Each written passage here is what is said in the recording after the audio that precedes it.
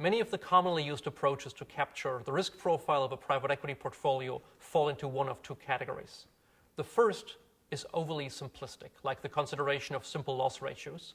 The second tends to be not really suitable for private equity, as the characteristics of this asset class violate some of the fundamental assumptions of the underlying model, such as with all approaches based on the capital asset pricing model or a beta type logic.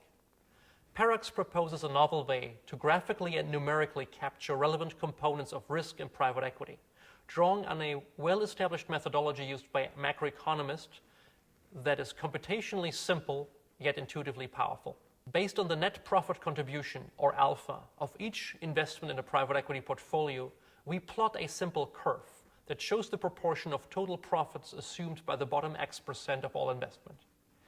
Every point on the PERACS risk curve corresponds to a statement such as the bottom 40% of all investments in this portfolio represent 30% of portfolio profits.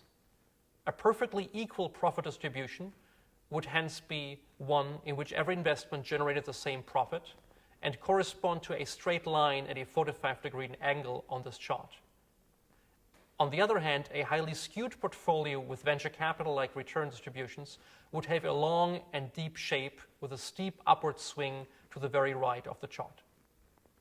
By comparing the PERACS risk curve for different private equity portfolios, investors can easily and intuitively assess and compare their risk attributes. A longer curve represents a larger part of deals that are required to cumulatively reach a break-even point at which the curve crosses the horizontal axis. A deeper curve below the horizontal zero line represents larger cumulative losses relative to the cumulative profits of all investments. And overall, a more exponential shape indicates that profits are concentrated in a low number of investments. It is important to point out that private equity investors may differ in their preference for different shapes of the PERACS risk curve. While some limited partners may favor fund managers that systematically generate moderate levels of return with little loss-making deals, others may invest into private equity to find deals that can move the needle in their overall portfolio, and they would then prefer fund managers who find big hits and may tolerate some losses at the same time. The shape of the PERACS risk curve can be quantified in the PERACS risk coefficient, which is a refinement of the so-called Gini coefficient used by macroeconomists.